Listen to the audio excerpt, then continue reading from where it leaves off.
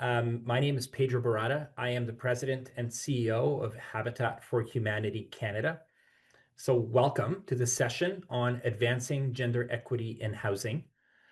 Buenos días y buenas tardes a todos. Yo soy Pedro Barata, presidente y director ejecutivo de Habitat para la Humanidad Canadá.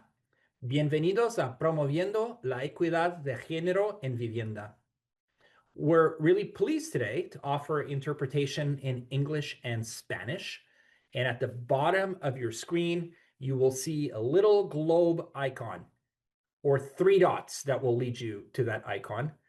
Click there, choose whether you'd like to listen to today's speakers in English, Spanish, or both. And we have also put the instructions in the chat. Before we begin, I would like to acknowledge that the land that I am on in Toronto, Canada, is the traditional territory of many nations, including the Mississaugas of the Credit, the Anishinaabe, the Chippewa, the Haudenosaunee, and the Wendat peoples. This land is now home to many diverse First Nations, Inuit, and Métis people, and we at Habitat Canada, we work on reconciliation through our mission to build affordable housing for all. And in places like Grey Bruce, in places like Hamilton, we've worked really, really hard to work with neighboring First Nations to make sure that this mission of affordable homeownership, affordable housing for everyone is a reality, and that we bring our collaboration and our skills to the table to advance the project of reconciliation. All right. This upcoming Sunday, March 8th, is International Women's Day. It's a day to celebrate the achievements of women and girls. It's a time to recognize that there's been much needed progress. And importantly, it's a way to amplify women's voices. So you might be wondering, why am I your host today? Well, like you, I'm here to listen and learn from today's speakers and to celebrate women's leadership, of course. We're going to reflect today on how we at Habitat Canada can strengthen our work to advance gender equity in housing. Because while today is a celebration, it's also a reminder that there's lots of work ahead in advancing women's rights, both in Canada and around the world. For us at Habitat, that means the right to security, opportunity, and livelihoods. And of course, the right to a safe and affordable place to live for everyone. For women and girls, housing inequity is rooted in deep political, economic, and cultural forces. These forces undermine women's rights. They create barriers to housing, and these are structural.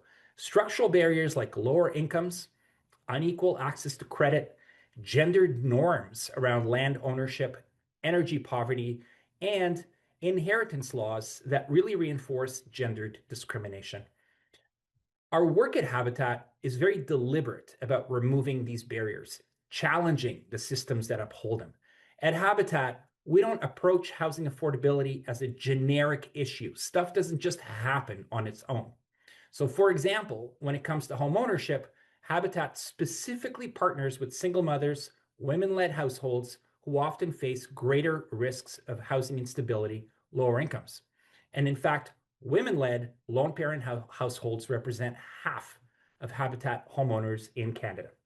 And this very same focus drives Habitat's work around the world. Because again, gender equity doesn't happen by chance.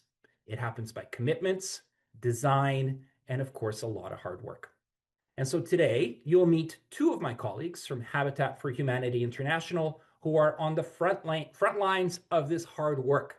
You'll also meet two women in Canada who have worked alongside local habitat organizations to overcome systemic barriers facing women, to build strong futures for themselves, their families, their communities. So first, in Honduras, Habitat for Humanity has embarked on a new 3-year gender equity project. We're very excited about this. We're investing in local communities to improve the health and well-being of women and their children in the Lenca and Mayan Chorti Indigenous communities in Honduras. The project is aimed at improving women's access to housing and sanitation, while also increasing women's participation in decision-making around their housing and building practical solutions to advance their economic empowerment. I've been really lucky. I've had a chance to actually work side by side with Lenca communities in Honduras to build new homes in the mountains in the western part of the country in a little beautiful town called Gracias Lempira.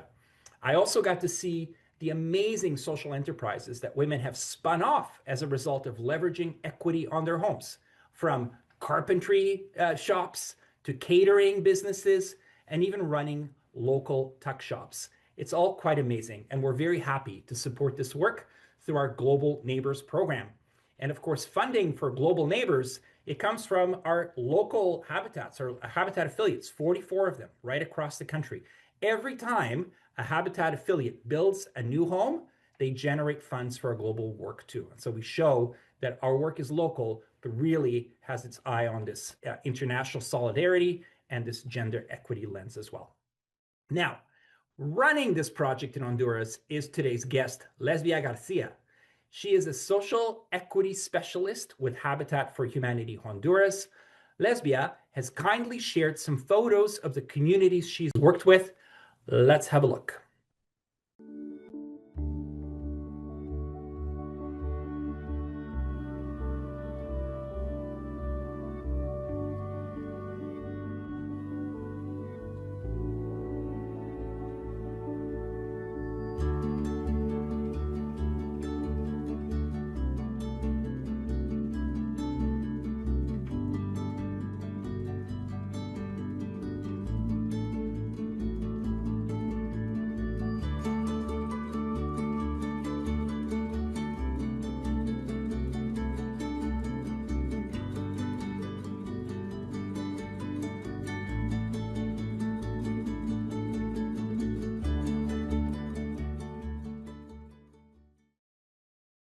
Hola Lesbia, qué bueno verte. Hola Pedro. Hola, yo voy a hablar en inglés, ¿ok?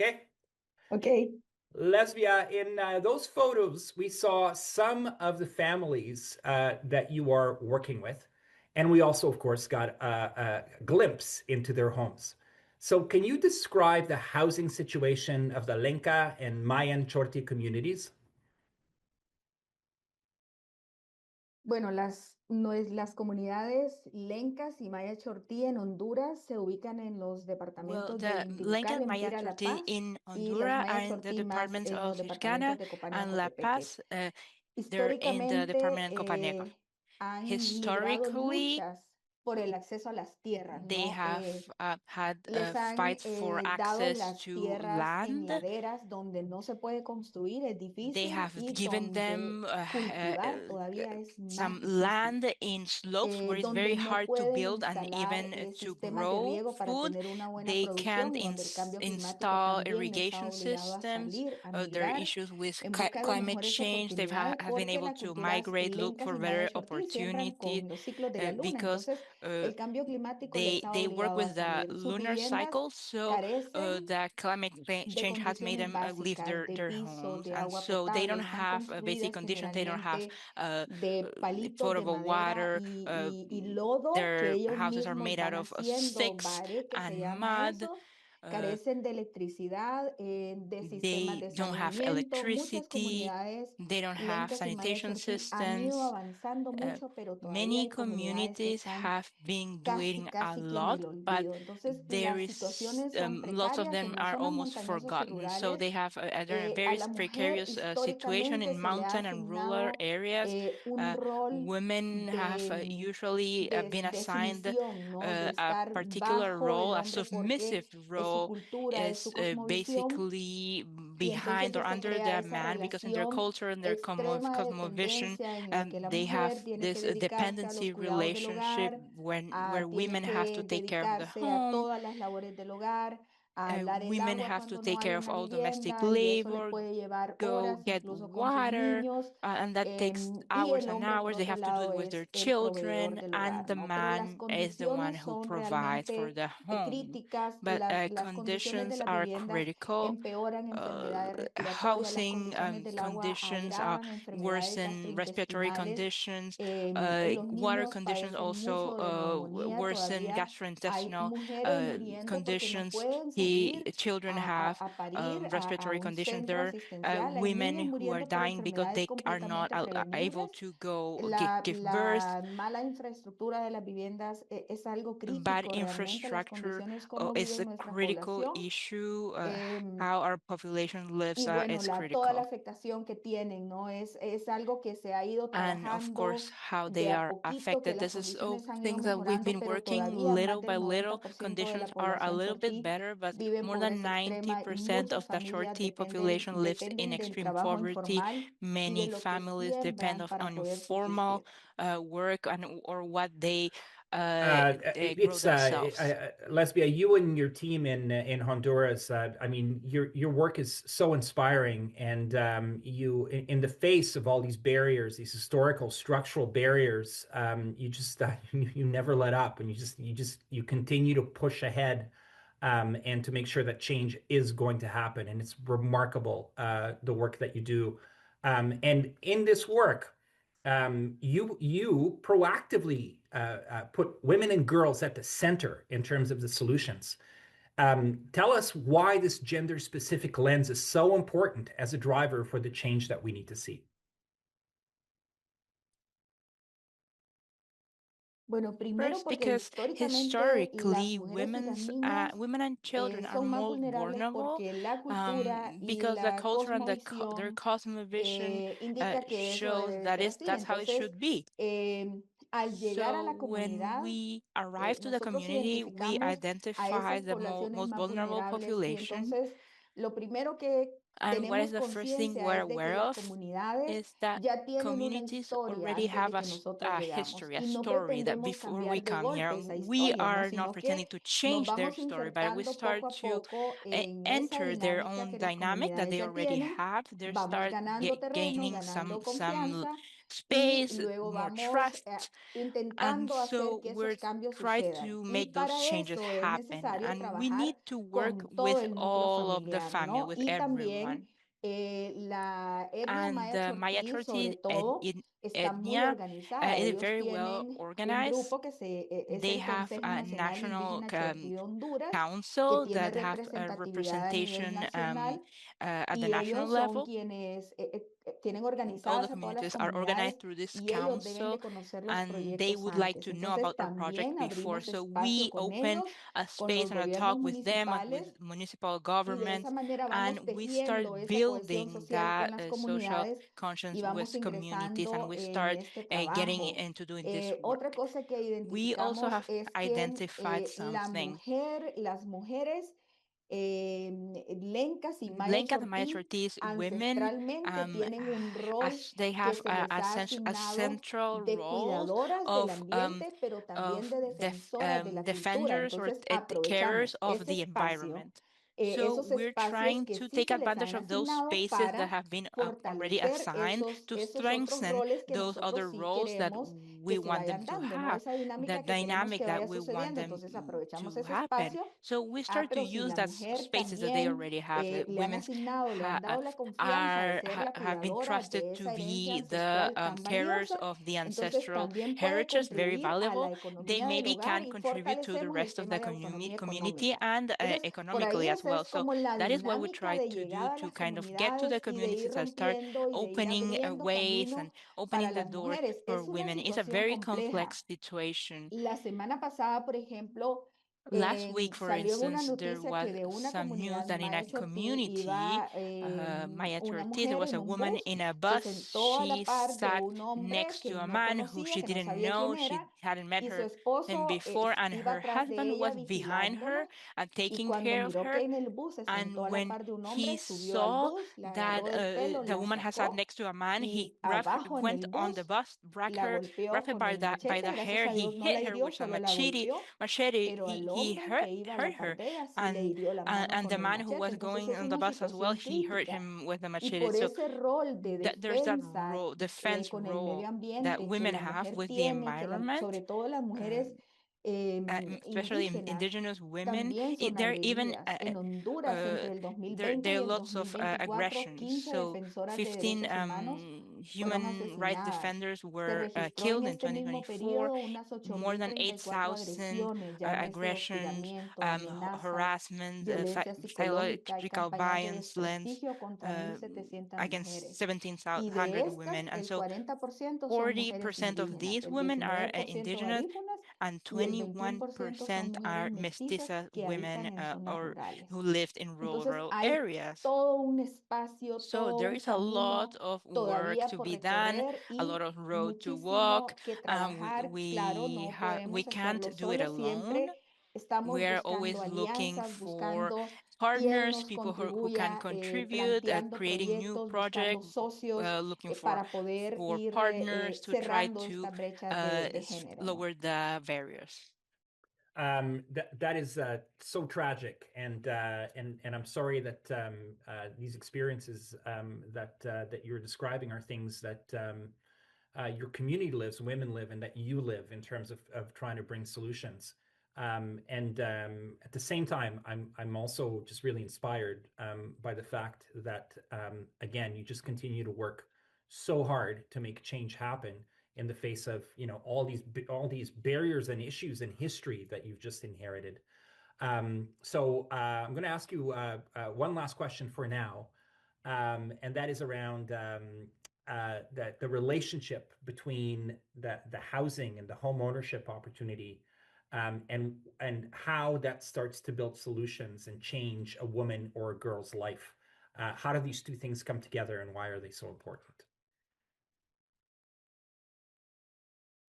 Ok, primero First, es it importante is very trabajarlo porque important en Honduras la brecha because es the gap extremadamente is grande. huge. Solo Only el 14% de 14% las of mujeres campesinas some tienen women have acceso a tierra y access to solo el land, and 8% de las mujeres 8% of indígenas indigenous tienen women derechos de have tenencia de la land tierra. ownership Esto rights. significa que las mujeres So no tienen women do acceso a not medios de have vida. Si access no to tienes livelihood la if they don't vivienda para mí have es at el home. medio, es el The housing centro is de the middle desarrollo of the de una development familia of a o de cualquier family. ser humano. Your La house vivienda significa is means derechos human rights, humanos, means medio ambiente, environmental rights, seguridad, protection, protección, security, arraigo, emotional seguridad emocional, security, autoestima. La self-esteem. vivienda The significa home means prácticamente está en el everything. It is centro in the del center desarrollo de of las the mujeres y women's las niñas. and girl development. Entonces, cuando la mujer no tiene So acceso a if medios de this vida, woman no doesn't tiene have autonomía uh, económica y sino que uh, tiene dependencia economical del hombre, autonomy, los ciclos de dependent from violencia se a perpetúan. man, Entonces, this es violence is importante trabajar la continued. autonomía So económica it's very desde la important to vivienda. Por work ejemplo, la on mayoría de mujeres que economical from emprenden for the desde su women, vivienda. Hay and there are espacios que many dedican desde su things that vivienda the para women emprender. do Entonces, businesses from their own veamos el tema de home. vivienda productiva. So let's Mejoremos ese better that espacio space donde la where mujer trabaja en the su woman can vivienda. work directly from Mejoremos their home. el mesón Let's donde make amasa sure la that they masa have para a luego place llevar where el they pan, can hacerlo en el horno. make bread to Mejoremos put it in their la oven. galera donde tiene la hornilla para Make hacer her los tamales. to Eso es vivienda have a productiva, table eso so es she can make her tamales. So empoderamiento that is económico y eso es economical dar empowerment, oportunidades and that reales a this las gives a mujeres. real Para mí esa opportunity es to como la women. relación That is clara, a clear vinculante, fuerte relationship, very strong entre between la vivienda housing y la and romper esos breaking that ciclos de violencia y violence la autonomía cycle económica. of economical autonomy. That's wonderful. I love how you brought that to life. And for those listening in to Lesbia, if this work moves you, if you feel inspired and you want to make a difference, I would highly recommend actually looking into a global village trip to work alongside communities in Honduras. It will change your life, and you will get to do some amazing work, and it will move you, and it will move us forward. So, Lesbia, thank you for sharing your experience with this project, and amazing thanks for all the important work that you and your team are doing. We're very proud, very happy, humbled to support the work that you're doing with the Lenka and Mayan Chorti families. And as always, we look forward to hearing about your progress over the next 3 years, because I know you're just going to continue to do amazing things. Thank you, Lesbia. Claro que sí. All right, that was amazing. We're going to move to Canada now. And I'm looking forward to this conversation with two women whose perseverance and leadership have opened doors for them and for their families at home and in their careers. In Canada, as in many places, the large majority of one-parent families with children are led by moms. And sometimes those moms face really impossible choices, like pressures around, paying for housing, food, and other essentials at the same time that you're also thinking about your children's future and how you invest in that. And of course, the result of that is that families led by single moms are more likely to live in core housing need than other families, much more likely, disproportionately. That means they're more likely to live in housing that is unsafe, unaffordable, or unsuitable. So our affordable homeownership program at Habitat is really an effective housing solution for single moms. In the program, homeowners, moms, buy a home at fair market value with no down payment, which is a significant barrier otherwise, and a mortgage that's geared to income, usually around 30% of one's income. And as I've said off the top, about half, 40 to 50% of homeowners that we partner with in Canada are single parent families led by women. That includes Stephanie, who lives in Hamilton, Ontario, with her two daughters. And let's have a look at Stephanie's story now. It just doesn't feel real. We went from homeless to home ownership in a span of 3.5 years. It's never something I thought could happen to me. When my homelessness journey began, it was right after the holidays, like a couple weeks after the holidays. I should have been able to have provided that stability. I was fully employed, I had an education, but because of the rental prices and the cost of living, it just wasn't something I could do. I mean, without having a home, everything else kind of crumbles, and that's exactly what happened to us. My eldest specifically, she had shut down, so she wasn't happy, she wasn't mad, she wasn't sad, she was just very neutral and almost numb. I had been to several viewings, and I found one rental, and I met one landlord, and he had approved our application. But even with the rental, I think that you still feel these insecurities, especially after experiencing homelessness. I think it was a couple months after we had moved into the rental, I had gotten a call from Habitat for Humanity in Hamilton. They said that we were going to be accepted into the home partnership program, and I just broke down. Happy tears. When they were building this home, anybody who would come in and volunteer, they were welcome to leave notes on the bones of the home, and it was all such positive messages and congratulations, and it was beautiful. And I think anybody that walks into this home can feel the joy and the happiness just kind of radiating through the walls. Real difference in the community and our lives. I'm so thankful for Habitat for Humanity because they really do make a very real change in not just the homeowners' lives, but their children and their family. It's a generational change. My eldest daughter, she's just more expressive with her emotions now, and she's not as reserved with that as she used to be. I don't think that any words I could say could express the gratitude that I feel and the gratitude that the girls feel to finally be safe and feel secure is an unbelievable feeling. But none of that would be possible without the home partnership program with Habitat for Humanity.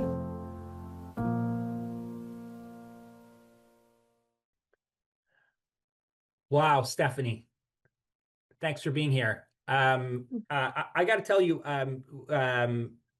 we actually spend more time together than you would think, because in our office, we have that video and some of those pictures on a loop when we first walk in.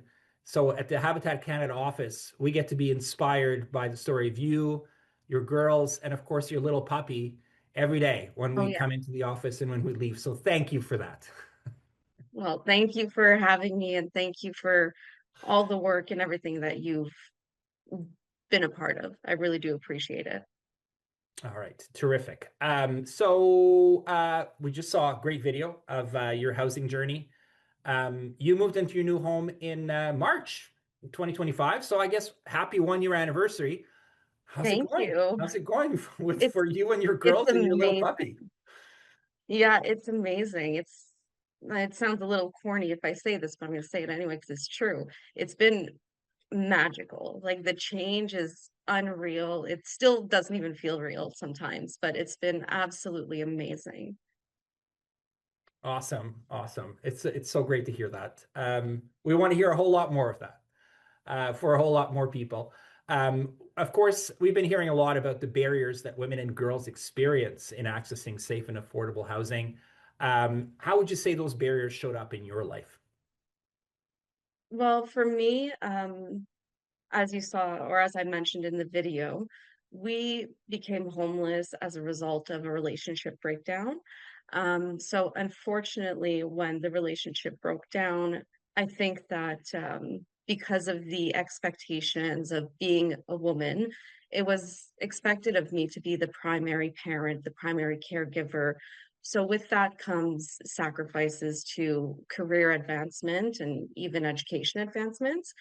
So because of that, when the relationship broke down, I wasn't very well prepared for entering the world completely as a single parent, especially when it comes to housing. I mean, there's really no affordable housing where I live, and for a lot of places, there's no affordable housing. So you combine that factor with the other factors of being a single mother specifically, and it's just a recipe for a lot of challenges to come.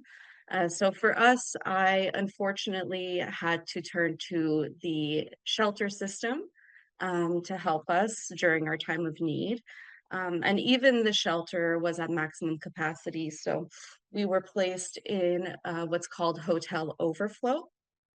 So we were in a hotel room for a couple weeks, and then we eventually transitioned into the shelter. Um, while I was in shelter, or I guess I worked towards finding housing, and I did several different rent geared to income housing applications, looked into many housing programs that were available out there, but unfortunately, n- almost everywhere actually I applied for had very long wait lists, very unrealistic. I was quoted 10 plus years for rent geared to income. Incredible. So it was very, very stressful. It was a really dark time because it was just facing so many unknowns and a lot of stress that came with that. And then, of course, being in the shelter, it's not a permanent place, so they expect you to transition out. So we had reached our, I guess, expiry time. So they had said, okay, well, your next option, if you haven't found housing yet, is to either go to a different shelter or figure it out. Um, so my options at that point were, because I hadn't found housing, was either continue to shelter hop or go live with family as a very temporary solution. And so I did that. I did end up, couch surfing with family with my daughters for a little bit.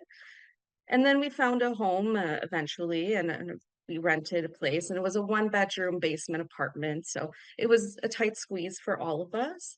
And even once I was there, it was challenging because the stress of knowing that a landlord could evict you for so many reasons that are completely outside your control. Um, Never really felt like I had a home. It was always just these insecurities that would come up all the time. So that's kind of how it all affected me. And I mean, even when I got the call from Habitat for Humanity to begin the interview process, I never got my hopes up because I had been disappointed so many times before. Um, so, but yeah, that's how it all kind of affected us. Yeah. Thanks for describing that. I think, and everyone who's listening to you today, we're all just amazed by your strength in terms of, the decisions you made about how you wanted to live your life and how you wanted to raise your kids. And those are hard steps to take. and you show that strength, and then you come up against a system that is not helping you, right? That is not meeting you where you're so strong, and we just Mhm. got to keep pushing back against that.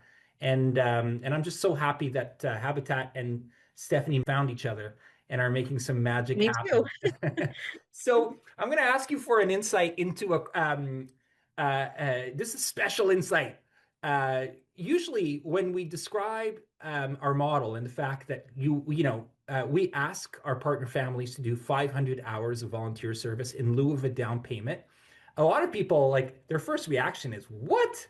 500 hours? How the heck is somebody going to do that? It's a good question. How the heck did you, as a solo parent with young daughters, manage to get your down payment of 500 hours?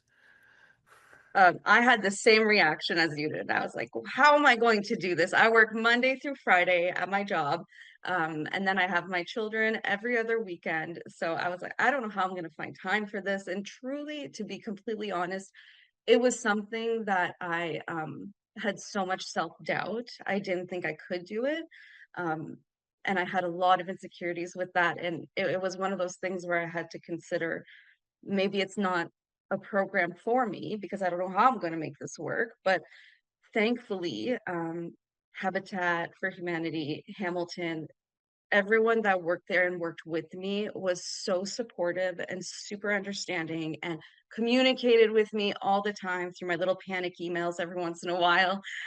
And I had expressed those concerns, and they had mentioned to me that because I'm a single parent, whenever my family or friends would babysit my children for me while I was working at the Restore volunteering, they would take my family or friends' hours into consideration and put it towards the 500 volunteer hours. So that alone made the biggest difference for me. And also, I mean, I was working almost every Saturday at the Restore to gain those hours. And you would think that combine that with having two kids, with working Monday through Friday, that I would be overwhelmed and all that. But it wasn't that bad because I had developed such strong relationships at the Restore that they became my friends. They genuinely became my friends, the staff that worked there, the other volunteers that were there, and it was actually something I would look forward to. And so much so that even after my 500 hours were complete, I still went every once in a while because it felt so good to be there. And that, like I said, the relationships that I made along the way were incredible. I mean, the staff taught me how to test light fixtures. So, when I moved in, one of the things I did, I kind of spoiled myself a little bit and I changed the light fixture, but I only knew how to do that because of the staff at the Restore that taught me how to do that. And then another volunteer, she was so generous and she actually donated 100 hours of her own volunteer time to go towards me and the girls. So that also made a huge difference. And not only did it make a difference in like the math of it, but it showed me that there's still so much kindness in this world. Here, here. All that community building, all those friendships, and a little bit of home reno experience. That's such a cool story.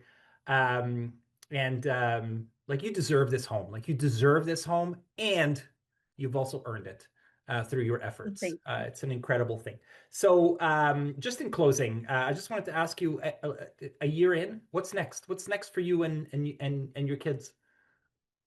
Well, I think I'm going to continue to, I've started an education savings plan for my daughters. So I'm going to really continue with that. And of course, without this program of, the mortgage geared to my income, and that would never be possible without this. So this is something I'm really focusing on, and it's something I want to continue to focus on. And I hope that that will give them better options and more options when they become young girls that will enter, the workforce later on in life. I just want them to have more options that I had so that hopefully they break the cycle of homelessness. They will. Stephanie, thank you so much. Look forward to continuing to see you every morning on the big Yeah. screen in our office and giving us a little bit of a Glad to booster be there. shot. Yes, you're an amazing voice for Habitat and a real force. So wish you all the best to you and your daughters, and thank you so much for being a part of this today. Thank you. All right, man, that was amazing too. Let's do it a third time. We're going to turn to another Habitat Canada program now. I love this one. That's our skilled trades training program, because we know that solving the housing affordability crisis in Canada includes solving the skilled trades gap. And we've all heard about this. 1 in 5 tradespeople are projected to retire by 2028, and we need to get more people engaged and working in the trades, because they not only do we need that for our collective prosperity, they're also pretty good jobs. They offer secure, well-paid career paths. Unfortunately, women are still significantly underrepresented in this entire field. Women make up just 8% of the skilled trade workforce in Canada. But in New Brunswick, Habitat is working on closing that gap. And they are really leading the way when it comes to this. They have a unique partnership with the New Brunswick Carpentry and Millwright College. They also have really cool partnership with the Carpenters Union. And there, with the Carpentry and Millwright College, Habitat for Humanity New Brunswick has created a 1-year program that transforms real Habitat built sites into living classrooms. It's like bringing together building a new Habitat home with a skills training program for people coming into the trades. So students receive technical instruction in the classroom, hands-on experience, all while contributing to building a Habitat home. When the first cohort graduated last year, it included 2 women, and one of them was Becky. Becky's a solo mom who's on her way to becoming a Red Seal carpenter. We've got a few pictures of Becky on the job site. Let's have a look.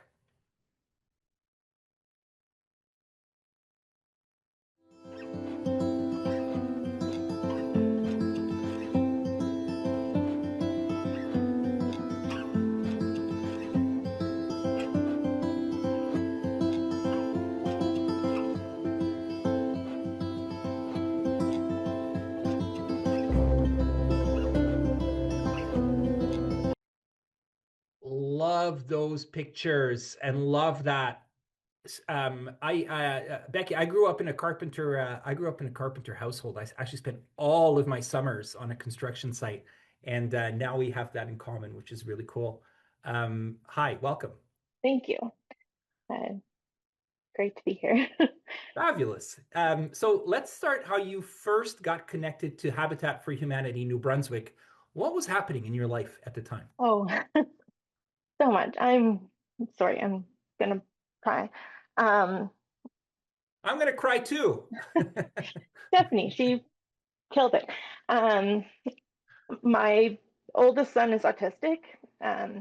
So at that time, before I was connected with Habitat, we had a really hard time. I fought for 9 years with doctors and his schools, and he was being sent home constantly. So I was not able to work because I couldn't get daycare and he couldn't be alone. So we were kind of all over the place. My self-esteem was the lowest it had ever been.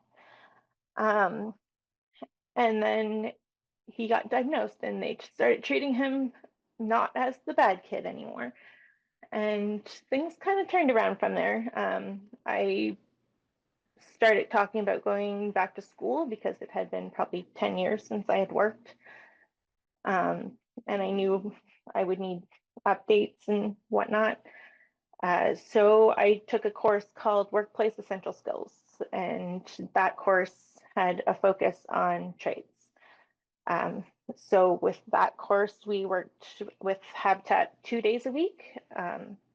Some days we were at the restore, some days we were on a build site. And I loved it. I felt useful. I learned so many new things. I met so many new people. It felt good to make a difference in somebody's life. Sorry. And it just felt really good. So after that program ended, I stuck around. I stayed with Habitat for probably 6 months after that, until I learned about the carpentry millwright course.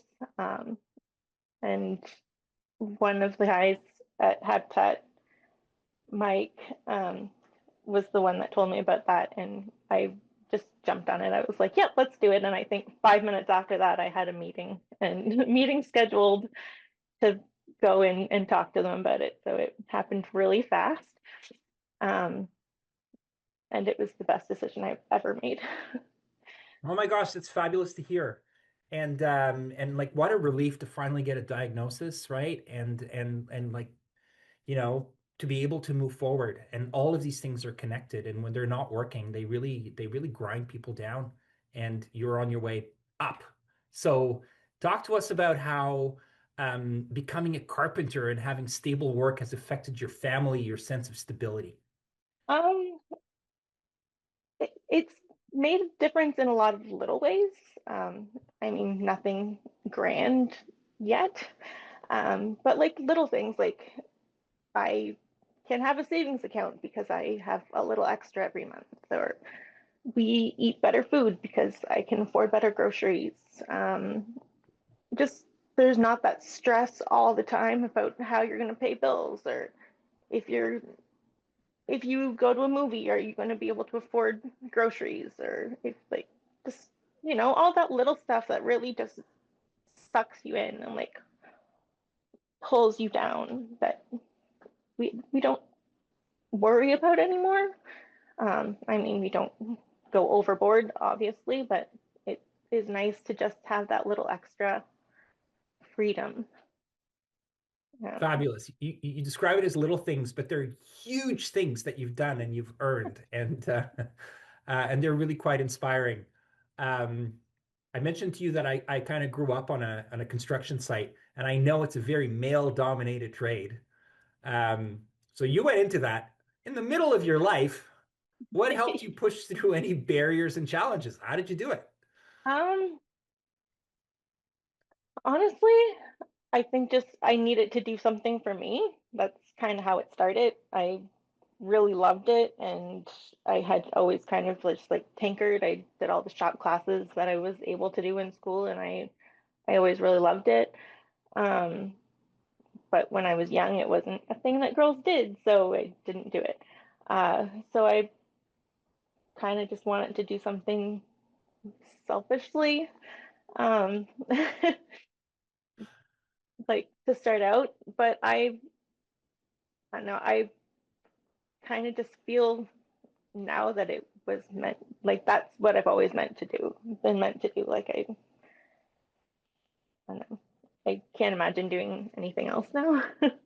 Fabulous. So, Fabulous. but barrier wise, I haven't really run into too much. Like I've always worked with a small crew, so it's not, I don't get a lot of like harassment. Actually, the place I work now, we have a 3-person build crew and 2 of us are women. So and I work for a woman-owned company. Um, so we're very female dominated at my workplace. Um, so that's kind of nice. It's really helpful. Yeah, they do a great job. I've visited a couple of crews in New Brunswick, and they do a great job of just creating a really inclusive, welcoming, like professional environment where everybody can learn, everybody belongs, and everybody goes to wear their red seal.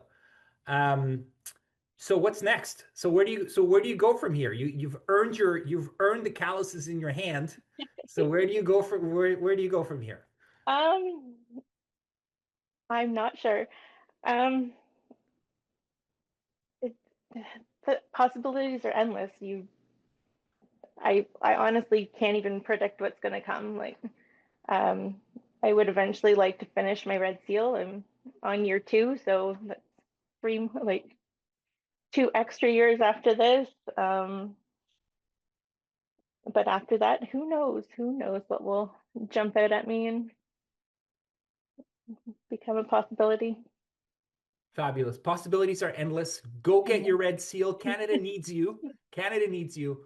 and there are amazing things in store for you because you've earned them and you've worked for them, and you just sound so happy, and that makes all of us happy. So Becky, thank you so much, and all the best in your career. Thank you. Thank you for having me. Cheers. Well, that was pretty amazing too. 3 for 3. We've heard from 3 women living in very different contexts, but they all share this determination to break down barriers for women and girls, to build strong foundations for their futures, for their families, and to build strong communities. So let's connect the dots between the experiences that these 3 amazing women just shared and the global work that Habitat does. And to drive that conversation, my colleague Maria Sepulveda is here to help us do just that. Maria is joining us from Puerto Rico, where she leads Habitat's program strategies in Latin America, the Caribbean, the US, and Canada. That's a pretty big portfolio, Maria. Great to see you again. Thanks for joining us. Muy buenas tardes, Pedro. Es un gran honor estar aquí con ustedes. Igual. It's Millonario. just wonderful. Yeah, it's wonderful to be here. Terrific. Wasn't it weren't those stories amazing? Yeah, they were. And I was just going to say, I can't believe I have to follow those 3 amazing women. They're fantastic. They're inspirational. Oh, your work makes it happen. I'm always amazed. It doesn't matter how many times you do this. It's just it just catches you. All right. You're here to talk about systems work, my friend. So what common threads do you see across these women's experiences when it comes to gender inequity in housing? Yeah, so what we heard today from these 3 women really are some of the things we're seeing around the world. We found that, obviously women are facing a higher risk of insecurity around the world due to things like the affordability challenges that we heard both Stephanie and Becky talk about. We also know one of a big challenge that many women face is a lack of property rights. And that's something that we really heard strongly in what Lesbia shared with us. But there's other things too that people may not be aware of, although maybe it appears, I don't know, in Canada's more rural areas, but inadequate water, sanitation, and just plain unhealthy, unsafe homes can also be a challenge that particularly impacts women. So just quickly, I'll just say, as it relates to affordability, women are more likely to be, when you're looking globally, are more likely to be in lower wage jobs, unpaid domestic roles. And I was doing some research and, I wasn't trying to be depressed, but when we take collectively women and the fact that so much of their time is often spent in unpaid roles and lower wage jobs, collectively we earn 52 cents for every dollar earned by men. And we know what that translates into. It translates into it being very difficult to have, being able to afford homes really almost anywhere you are. And then we know that, and we heard Stephanie give an example, you have a higher risk when you are on the edge this way of being one emergency away from losing your home. So, single mothers, widows, older women, we're seeing really suffering the brunt of those affordability challenges and what they mean to their housing and security. And then when it comes to property, I think something that, Lesbia mentioned, we talked about systems, right? So we have systems around the world, whether it's inheritance laws or it's customs and norms that really keep women from holding title. And that doesn't just mean ownership, that could mean their name is not on the lease, And you mentioned, I think Pedro and others mentioned that when you're owning a property, you can use that for collateral, right? You can use that to access credit, to improve your home if it's damaged, and what happens in a natural disaster. So you mentioned I'm here in Puerto Rico, that issue of not being able to prove your property rights meant that tens of thousands of people couldn't access disaster relief, and that particularly impacts women who really statistically represent 80% of the people who are displaced by natural disasters globally. So, those are some of the trends that we're seeing. We also see other things, again, that you may not see around water services and sanitation.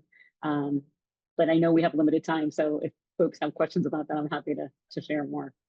Yeah, that's awesome. Yeah, I really got to see that that equity building work in Honduras, and just housing is just the start, and that's one of the things that I love about this, you know, this work that we do at Habitat. Yeah, it's about building houses, but there are a whole bunch of spin-offs, right? And the Yeah. spin-offs happen because, you know, you, Maria, your team are very deliberate about like what can we leverage out of like bricks and mortar. And one of the things that we've heard today is like it's not doing for, it's doing with and advancing women's participation. So talk to us about at Habitat, this global perspective that you bring, where we want to ensure women are active decision makers, not just beneficiaries. So how does that work? How do we bring together housing and community programs worldwide to do that? We were just right before this call, I was on a call with my colleague, Allison Burden, who really has spearheaded Habitat's gender equity work. And we were just talking about meaningful participation. What does that mean, and how it is critically important to making systems change, sustainable, long-term, intergenerational, however you want to talk about it, to really transform systems, you have to have meaningful participation. And it doesn't just mean meaningful participation of women and girls when we're talking about the inequities that women face, but it also means men and boys. So when I heard you start off saying today, what am I doing here? Well, we need everyone participating, because when we work in isolation, we could not only miss the needs of people, but we can cause harm. And we've seen examples of that around the world. But so Habitat is really working hard to ensure that we incorporate that meaningful participation in how we share information about the work we're doing, in how decisions are made, and really all the way around our program. So even after we're finished, we're not finished, right? We need to know, do we got it right? We need to make sure that people feel that they can give us that feedback that we need to make sure we are meeting their needs and we're adapting to change. All of that is critical for the long-term success of our programs. And we can do a lot more to be intentional about this work, but there's some really bright spots across the network. And I just want to mention just a couple. I know we have limited time, and I just really want to, because Lesbia shared some great examples of how, you know, she mentioned using cultural norms where they are with the Lenca communities to open that space, right? I think she mentioned that women are the, you know, their heritage, their legacy is to take care of climate and the home. And how do they use that space to create participation with women? So that was a great example. Habitat Brazil has a Water for Life program where they not only are helping women build skills, but they're coming back now, 6 months, I think maybe it's a year after they did the program to help women build skills around water access, to get their feedback, to get those women feedback, to guide Habitat Brazil's path forward. They're asking, what did Habitat do right? What did we get wrong? Sometimes it hurts, but it's what we need to move forward and what more we can do. And just one more that I feel like I just really want to share, because I feel like it hits kind of some of these elements of economic independence and you know, how active participation really makes a difference for long-term change, is a US program that I got to work on with some community of Latina women who were at risk of displacement because of skyrocketing rents. And they decided, you know what, we want to create our own community land trusts, and we want to be leading and involved in making the decisions around the development decisions to build those homes. So that Habitat affiliate in Denver, it was in Denver, Colorado, their real estate development team worked week after week and month after month to share their expertise, so that those women built their expertise, and they did just that. They developed homes, and they learned how to run their own community land trust. But I just want to share that because it's so critical when we think about long-term sustainable change to have that meaningful participation.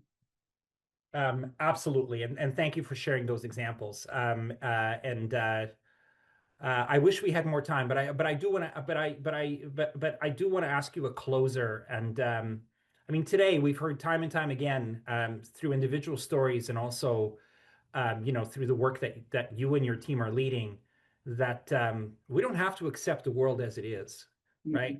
Like, in fact, we should be working to build a world as it should be, and that's what we're all doing. So I think everybody who has joined today's session is not a passive consumer of information, is actually like people that are ready for action and rolling up their sleeves. So for everyone watching, Maria, what's the most important thing that people can do to advance gender equity in housing, to not let up that gender lens, both in their communities and as part of Habitat's global movement?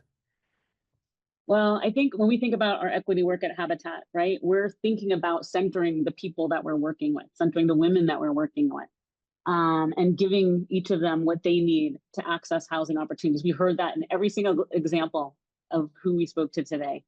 And so I would say the most important thing is that before we swing a hammer, design a program, even as we're volunteering, advocating for change, that we really center and understand the different needs of different people who are facing housing insecurity. And so really understanding who's the most marginalized, who's suffering the most, who's facing the biggest barriers, and what systems, what cultural norms, what's impacting them that we can change, all of us can change. That's the most important. If we ask those questions, if we lean into all of this, the participation you mentioned, then we don't do much more than just build one house, right? We can scale our work to make sure we have equitable housing outcomes for everybody. Absolutely. Maria, Godspeed. Thank you so much for the incredible work that you do under very trying circumstances. But one day at a time, and with real vision, real ambition, all of us together, let's go make this happen. All the best. Thank you. Great talking to you. All right.